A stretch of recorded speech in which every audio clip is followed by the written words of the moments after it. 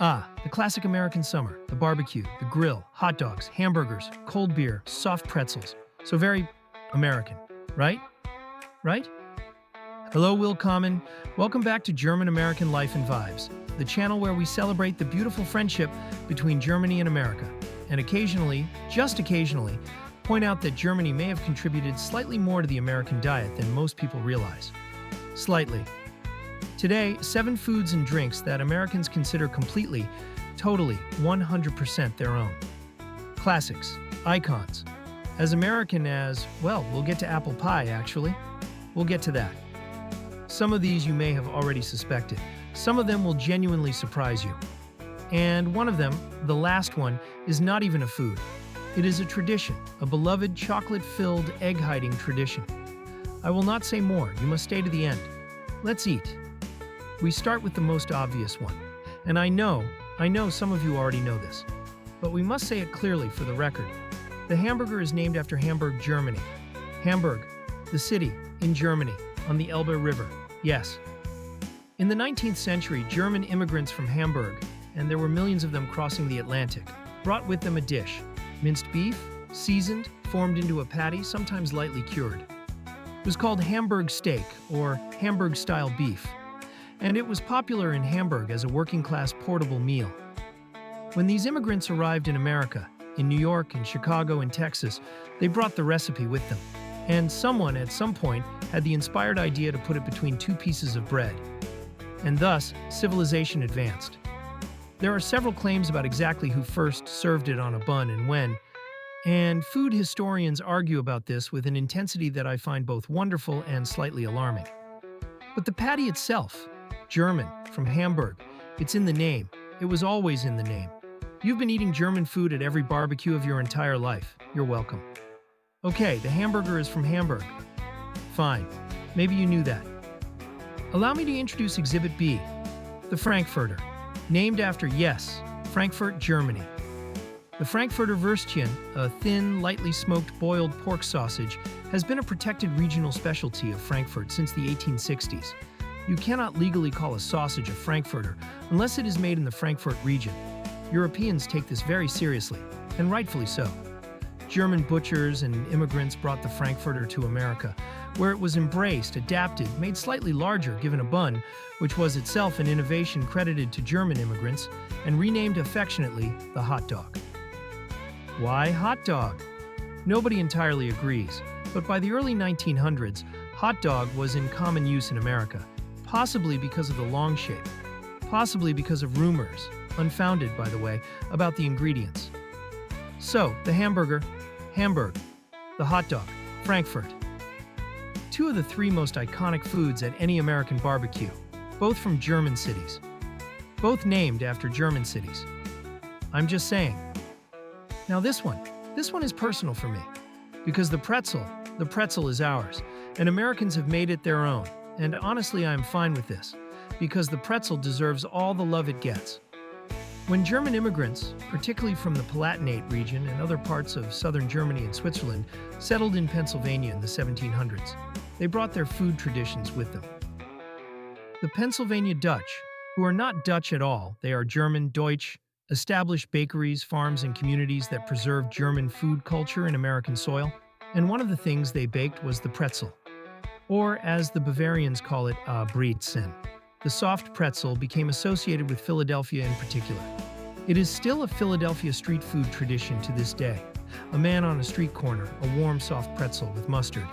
That is Philadelphia, and it is as German as it gets. The hard pretzel, the kind in a bag that you eat at the Super Bowl, was also developed by German-American bakers in Pennsylvania. The story goes that a baker's apprentice accidentally left pretzel dough in the oven too long, and voila, the crunchy pretzel was born. Mistakes and snacks. 2 of humanity's greatest inventions often come from the same place. Every time an American at a baseball game reaches into a bag of pretzels, they are reaching back 300 years to a Palatinate baker who crossed the Atlantic and brought his recipe with him. That, I think, is beautiful. Now, this is the one that I think genuinely surprises people. Not that German immigrants brought beer to America. That one people kind of know. But how completely they built the American beer industry, that part is extraordinary. Let me give you some names. Anheuser-Busch, the company that makes Budweiser, the self-proclaimed king of beers, founded by Eberhard Anheuser, born in Bad Kreuznach, Germany. Later joined by his son-in-law Adolphus Busch, born in Kastel near Mainz, Germany. Miller Brewing Company, founded by Friedrich Miller, born in Riedlingen, Germany. Pabst Blue Ribbon, built by Friedrich Pabst, born in Saxony, Germany. Schlitz Brewing Company, for many years the largest brewery in America, founded by August Krug and later taken over by Joseph Schlitz, both German immigrants. Coors, founded by Adolf Coors, born in Barmen, Prussia. Every single one, German immigrants. These men didn't just bring their recipes. They brought lager brewing technology.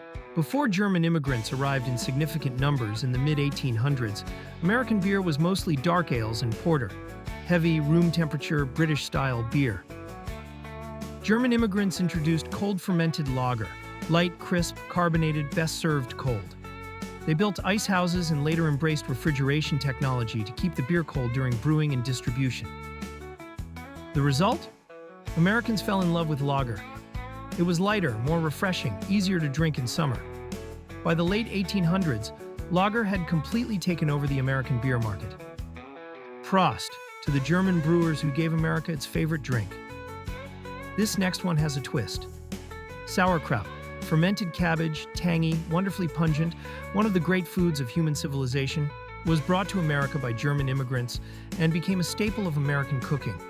On hot dogs, in Reuben sandwiches, as a side dish. Americans loved it for decades.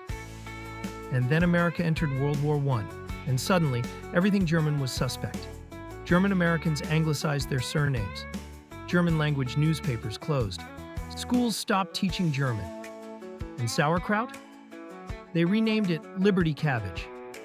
Yes, really, restaurants, grocery stores, newspapers, they all switched to Liberty Cabbage to avoid the German association. Same food, same fermented cabbage, new patriotic name. It did not stick. After the war, sauerkraut was sauerkraut again, because you can rename a cabbage, but you cannot change what it tastes like, and it tastes like Germany. There is something I find very human and very funny about this story. People were so determined to distance themselves from anything German that they renamed a vegetable that had been feeding people for centuries. Today, sauerkraut is back on every hot dog cart in America, completely unashamed, answering to no other name, as it should be. Okay, this is the one. This is the one where I need you to really stay with me, because this is going to sound wrong at first, and then it's going to start to make complete sense. Chicken fried steak, the Texas classic. Beef, a tough cut, usually round steak, pounded thin, breaded, fried in a pan, served with cream gravy.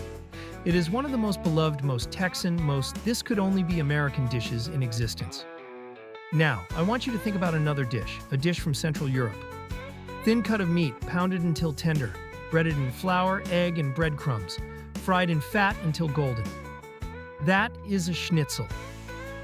In the 1840s and 1850s, a wave of German immigrants, particularly from Silesia and other regions, settled in central Texas. Towns like Fredericksburg, New Braunfels, Bourne, Comfort, these are still predominantly German heritage communities today, with German architecture, German festivals, German family names. These settlers brought their recipes, including schnitzel. In Texas, veal was expensive and hard to find, but beef was everywhere, so they adapted, beef instead of veal.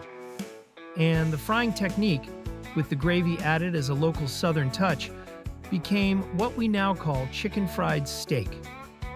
The next time someone in Texas tells you that chicken fried steak is the most American food imaginable, and I say this with complete love for Texas, you can gently, very gently say, Danke schön. And here we are, number 7. I told you at the beginning that one of these was not a food exactly, but a tradition, a beloved chocolate-filled egg-hiding tradition. The Easter Bunny is German. The Osterhase, the Easter hare, is a figure from German folklore that was documented in German writings as far back as the 1600s. A magical hare that would visit children at Easter, judge whether they had been good or naughty, and leave colored eggs, and sometimes small gifts, in nests that the children had made. Sound familiar? It was, again, the Pennsylvania German immigrants who brought the Osterhaus tradition to America in the 1700s. Children would make nests out of hats and bonnets, leave them in quiet spots, and find them filled with colored eggs the next morning. Over time, the nest became a basket. The eggs became chocolate. The hare, probably because rabbits are more familiar in America than hares, became a bunny. But the core of the tradition, the magical Easter creature who brings gifts to children, is completely, entirely, 100% German. So every Easter morning in America, when children run downstairs to find their Easter baskets, when parents spend Saturday night hiding plastic eggs filled with candy all over the garden at midnight, questioning their life choices, they are participating in a tradition that started in Germany, hundreds of years ago, brought across the ocean by people who loved their old ways enough to carry them into a new world. That is not just food history. That is the story of immigration itself. People carrying the things they love, their recipes, their traditions, their stories, and planting them in new soil. And those things grow, and they become part of the new place. And eventually, nobody quite remembers where they came from. But we remember. That's what this channel is for. 7 foods, 7 stories, and every single one of them a little bridge between Germany and America. The hamburger and the frankfurter, named after German cities, carried across the ocean in the hands of immigrants who were just trying to feed themselves and their families. The pretzel, baked by Pennsylvania farmers who refused to forget where they came from.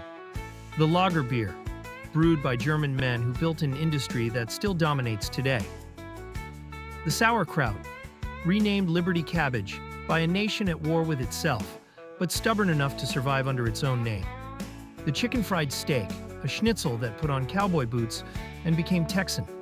And the Easter bunny, an ancient German hare who hopped all the way to America and never left. Every bite of these foods is a little piece of history, of movement, of people choosing to be somewhere new and bringing their best with them. I think that is the real story of this channel. Not just history, but the things that connect us. Across an ocean, across centuries, across a dinner table. What did I miss? I know some of you are already typing in the comments. Tell me, I want to know your favorite German-American food story. And if you're new here, welcome. Subscribe. Come back next week. We have so many more stories to tell. Until then, guten Appetit and tschüss.